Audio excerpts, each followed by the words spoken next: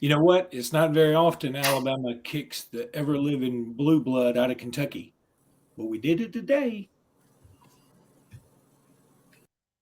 Locked On Bama, your daily podcast on the Alabama Crimson Tide. Part of the Locked On Podcast Network, your team every day.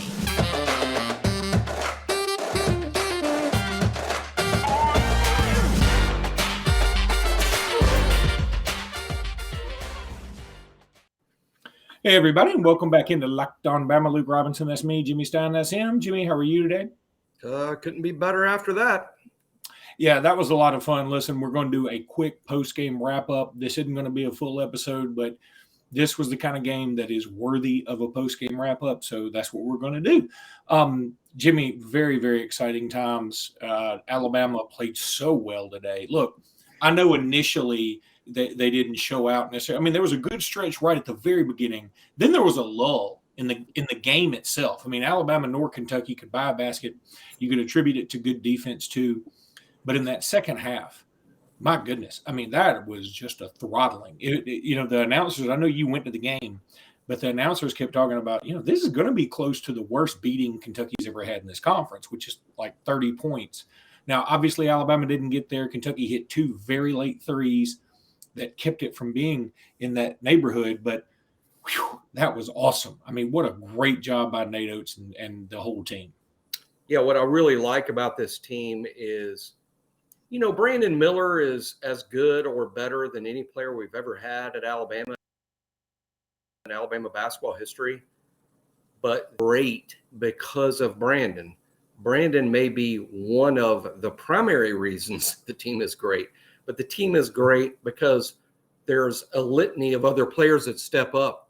Charles Bediako, who has frankly taken levels of grief. Now, I might overdo comments on message boards, but Charles Bediako has taken some level of criticism for failing to match up with another team's big-time center defensively, whether it's Drew Timme or some of these other, really good players that we've played. But Charles Bediako, especially in the first half, sort of sent a message to Oscar Tshiebwe that today was not going to be Tshiebwe's day to get 20 and 18. And that's huge. To me, is the biggest thing in the game, frankly, in terms of defending Kentucky or dealing with Kentucky, was the way Bediako played today. Second, Javon Quinterly secondarily, but both at the point guard position.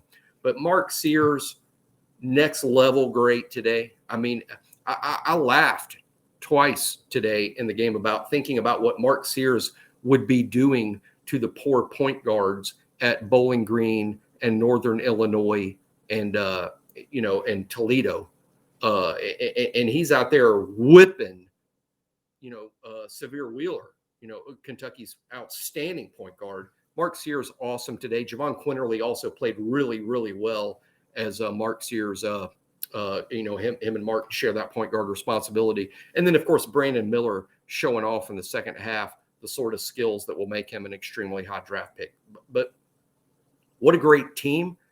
And I'm glad today that even though with 32 NFL scouts, boy, they missed. They think we're super tough. We're a super tough team, Jimmy.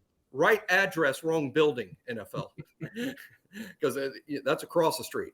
But no, 32 NBA scouts in attendance. And all there to see, we know who they're there to see. They got an eye full of a bunch of good Bama players today. They did, and look, Mark Sears was awesome again. I think this team, whenever you talk about Alabama, it always starts and ends with Brandon Miller, and Miller was great. I mean, it's funny. I mean, in the second half, he went on kind of like a little mini run on his own that you were like, oh my God, this guy's unbelievable. But for a lot of other stretches in the game, I mean, he was good. I mean, and you could see the potential, but he wasn't Brandon Miller-esque. And then you look down, he averages 19.1 points a game. He got 19 points. He averages about 8 rebounds a game. He got 7 rebounds. So yeah, I mean, it wasn't his best game, but he had one of his best stretches where he had a couple of steals, had a dunk, had a 3-pointer. There's sort of a step back that just wowed everybody. The only thing the announcers could talk about that maybe is a negative on him is that his shot trajectory is a little bit low, which I agree with. It's not one of those high arching shots, but that's something that's not, you're not going to nitpick that to death. I mean, Steph Curry's got that, but he almost has to because he's shorter. Brandon Miller's 6'9", so it's tough to block his shot, and he's probably never had many people block his shot, to be quite honest with you. Bediako, I'm glad you brought him up because I was sitting before we got into this podcast thinking about, okay, who really stood out? Now, Clowney, I thought, played well again, but it was a very Clowney-esque game. He had 6 rebounds and 8 points. Probably could have done a little more, but, he was really, really good. At the very beginning, Bediako sort of set the tone. He was able to get inside. He was not scared of Sheboy at all. Here's something I didn't know. Now, I'm taking the ESPN announcers at their word for this. Oscar Sheboy has never been out-rebounded. I assume they meant since he's been at Kentucky, so it's like a year and a half. Has never been out-rebounded by anybody on the opposite team. Brandon Miller out-rebounded him. Noah Clowney, Charles Bediako, and Mark Sears all tied him in rebounds with 6. I thought that was a pretty incredible stat. It says a lot about Sheboy, honestly. I mean, he's a great player, but Alabama just shut him down today. Wow. Again, kudos to the staff for the job they've done. Let me tell you somebody else who stood out. Now, Mark Sears, we could do a whole podcast on him. He looks awesome. He's really feeling himself right now. Same thing with Javon Quinterly. He's getting back to that Jelly Fam 5-star status. Rylan Griffin. Yeah. Rylan Griffin had a beautiful bounce pass to Brandon Miller for a huge dunk. I mean, just this cat, I'm telling you, I mean, we talk about Clowney and we talk about Miller and Mark Sears as a transfer, but Griffin just, every time he's on the court, I feel good. I mean, I'm not worried about him being on the court at all, even as a freshman, and the fact he doesn't play as much as the rest of the guys. It happens with the football team, Luke, that we have unbelievably great players that overshadow good players. And we don't talk enough about really good players. And that Rylan Griffin is an unbelievable freshman. Him and Jaden Bradley both. But Brandon Miller's just so next level freakish. And Noah Clowney, who's also going to have a significant NBA career, so next level freakish. We almost overlook or don't talk enough about Rylan Griffin and Jaden Bradley. But, you brought up Griffin. What a great player. He could, in almost any other recruiting class, Luke, he would be the star of the recruiting class at Alabama and almost any other class. But, God, what an unbelievable job that Nate Oats has done in terms of building this roster and coaching the team. It's not just recruiting, it's developing the talent. And this is a really, really good Alabama basketball team. I'm so eager to see what they do down the road. But let's enjoy it one game at a time. Let's not just focus on what's going to happen in March. What's going to happen in March? What seed are they going to be? Who are they going to play? Is this an Elite Eight team? Let's just enjoy it game to game, a team that plays this hard and this well. Jimmy, I want to tell everybody about betonline.net. Betonline.net is where you want to go to get that bet in. Love betonline.net. If you took the Tide -6 today, you just cleaned house. You could have done an alternate line. I bet you they let you do that at betonline.net. But you can bet on pro football, which will be going on today, college football, the national championship. They'll have all kind of prop bets. NBA, college basketball, of course, whatever you want, they got it at betonline.net. So easy to navigate, so easy to pay in, even easier to get paid when you win that money. You can play poker too. This is a lot of fun. I've played poker while watching games on betonline.net. It's just a ton of fun. And it's really, really simple to get started. Just go to betonline.net. You know why? Because betonline.net is where the game starts. Jimmy, I'm going to keep you for a little bit longer here. Please do. First of all, Jaden Bradley, let me tell you, this guy, he has such a, I mean, he's not like a leaper, right? But he's one of those dudes that can hang in the air for a long time, and he's so strong. He gets to the bucket, he gets the contact, and then he gets the and one a lot of times. They called a charge on him on an and one opportunity in the first half, and I thought it was completely bogus. There was no doubt in my mind Severe Wheeler was moving like turning to the side. He wasn't like sliding his feet. But refs get so charge happy sometimes. but I was fine with it because I'm like, if you get a bad call doing a good move, I can live with that because you're eventually refs are going to get that right. He's just got one of those playground rec league moves where, okay, I can't jump over everybody. Now he may be able to. We may just not have been able to see what kind of athleticism he has, but he gets to the bucket, he absorbs the contact, and then is strong enough to still get the ball up and have the and one opportunity. A lot of guards can't do that. And he's got a lot of patience with it. He uses the backboard very, very well, which is a lost art, but very happy with him as well. Let me ask you this, and I think you make a great point about, first of all, everybody quit worrying about towards the end of the game. You run out of things to say when you're beating somebody by 30, right? So the announcers started going off about, in the SEC, I would rank them this way. I think this Alabama team could win it all, could go to the Final Four, whatever. But that, I'm always like, hey, let's take it game by game. We got a tough one coming up Wednesday against Arkansas. But Texas lost its coach, Chris Beard. They eventually had to fire him. I mean, I think they had no choice. And there are some people at least guessing that they would make a run at Nate Oats. I've actually had a couple of people on Twitter ask about it. I think Nate Oats is very, very happy. I think Nate Oats' family is very happy in Tuscaloosa. And frankly, I think he's got a perfect situation. Now, Texas is always Texas. Texas is always a problem, is always a thing. They were kind of close to getting Nick Saban. I don't care what anybody says. So they could be an issue if they wanted to be, I'm sure. They've got plenty of money and plenty of resources. But Alabama's got a lot of money and a lot of resources too. I'm not sitting here gnawing my fingernails, worried to death that Nate Oats is bolting for Austin, Texas. Are you? Yes and no. Thanks for backing me up. I'm not worried. Because I don't think it would happen. I really don't. So many things have to happen for that to happen. Texas has to put him number one on their wish list, and Nate has to want to leave, and Alabama has to not care if he leaves or not make a competitive offer. So in that sense, I don't worry about it. There's too much stuff that would have to happen. But here's the thing. Whether you're talking about assistant coaches in football, and there's been a lot of talk, and we talk about it all the time, Pete Golding, Bill O'Brien, that sort of thing. As a coach, there's only two lists, Luke. There's only two.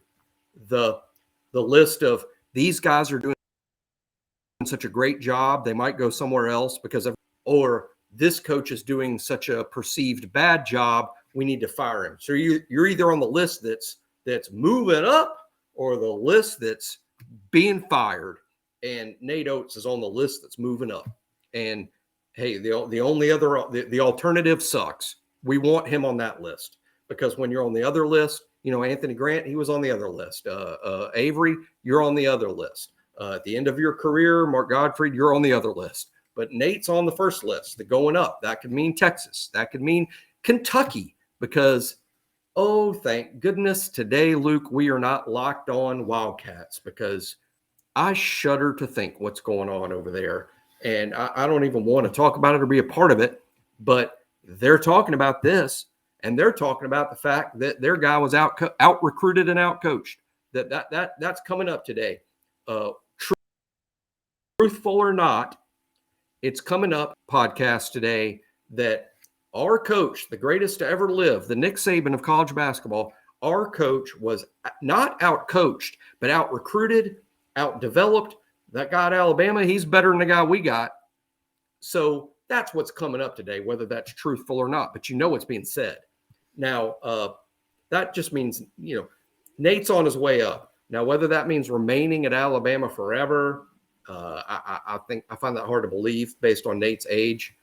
Let's just enjoy being really good and enjoy the fact that Nate Oats has tremendously improved Alabama's program, and enjoy the fact that as of right now, he's not going anywhere.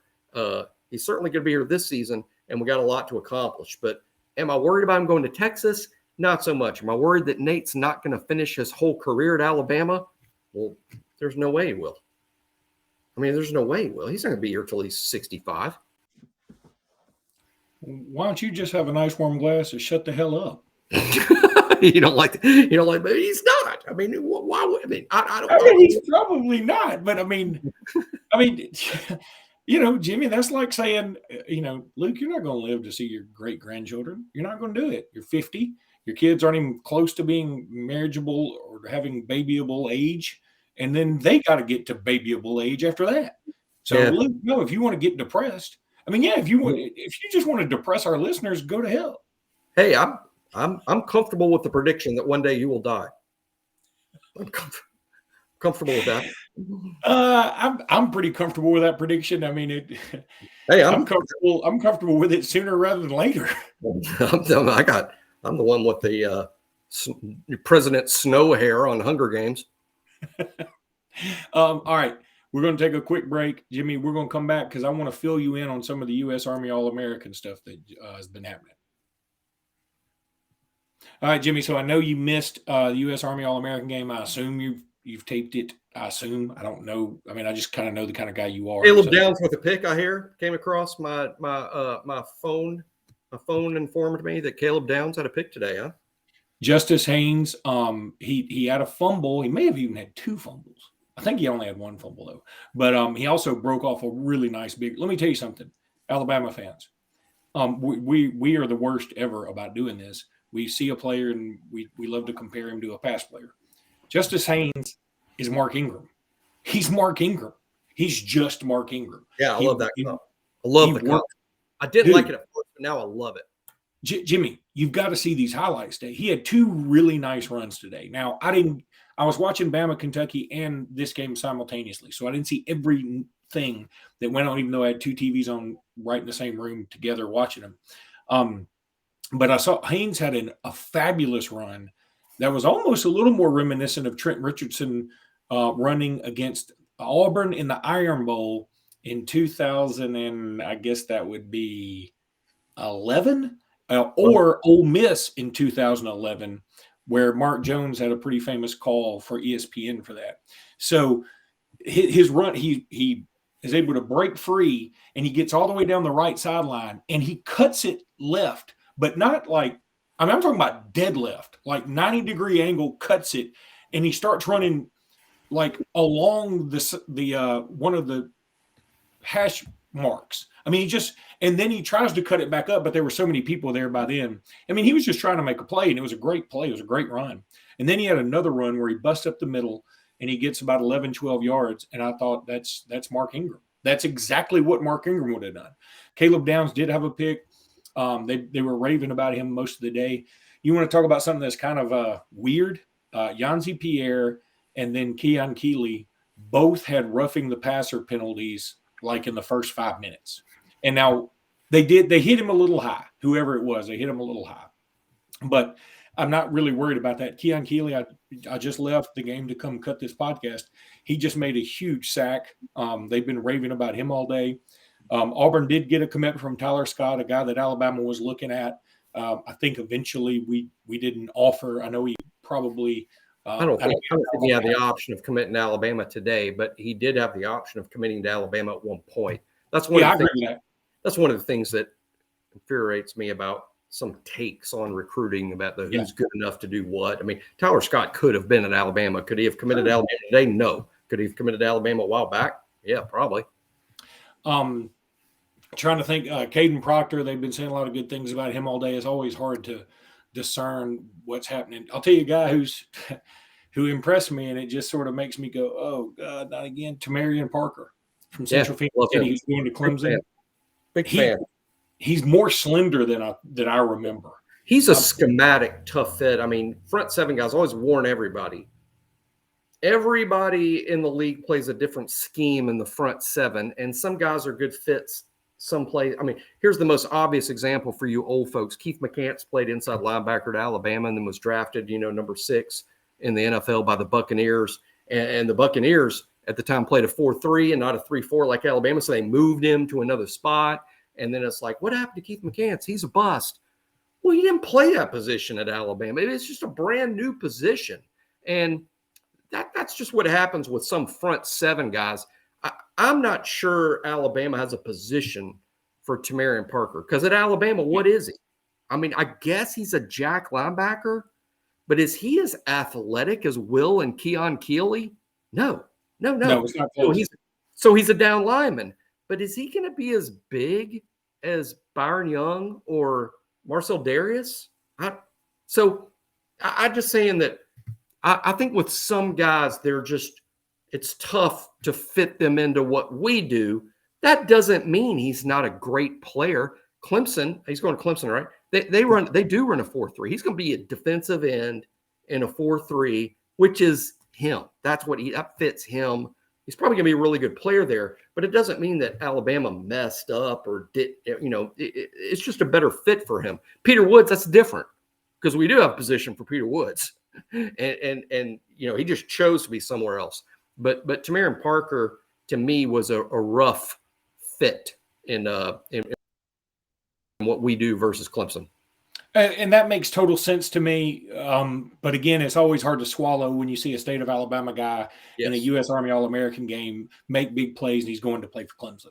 I mean, we can talk about fit and all that, but in the end, that's sort of where it is. Couldn't agree more.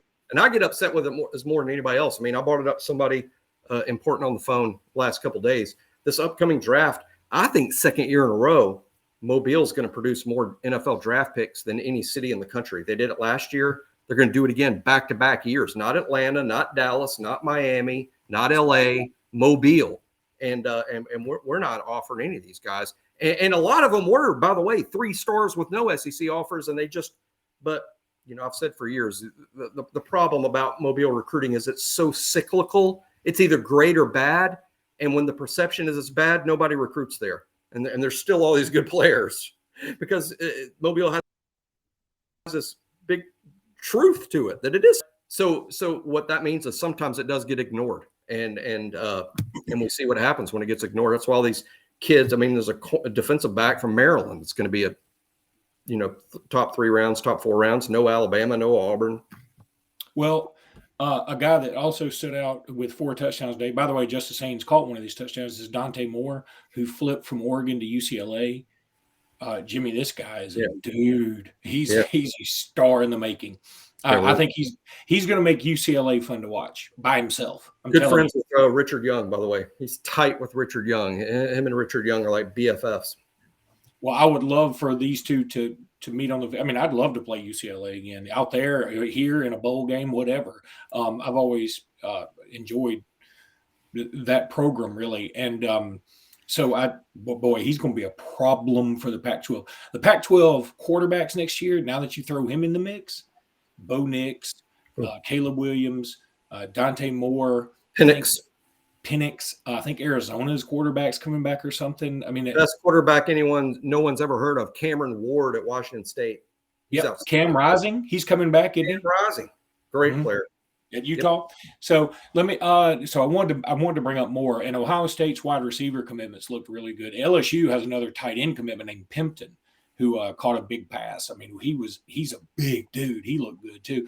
And finally, I wanted to just throw this out there. I saw it like randomly on Twitter. Josh Jacobs has a 6-year-old son. So he had this son while he was at Alabama. Certainly not unheard of, but I just didn't know it at the time. And his 6-year-old son found his grandfather. Like he was obviously I think he had a heart attack. And his 6-year-old son found him and called 911. And so they get him, they rush him to the hospital. I think he's still in the hospital right now. And, thankfully the grandson saw him. But Josh Jacobs is going to be rushing today against the Chiefs to try and solidify his rushing record for the NFL this year. Now, I mean, he'll just have the most rushing yards this year in the NFL. It won't be a record, but it'll be a big deal. So everybody just, be pulling for Josh Jacobs a little bit more than you usually do today, because a moment like that gets overshadowed a little bit because of all the Hamlin stuff, which I totally get. I understand that was on live TV on Monday Night Football, and that was a monster deal. But I didn't even hear anything about this story until Twitter today, which is Saturday. I just thought that was a little bit odd. But Jimmy, I know you got to get out of here, man. Great job with the crowd today. I could tell because you were there, you really pumped them up. Hey, shout out to Fluffopotamus. We miss you. Boy, what a day he would have had today if he could have been there in the crowd pumping that group up, right? Yep. Oh, absolutely. And thanks to the small group of people that recognize me. It's easy with this hair.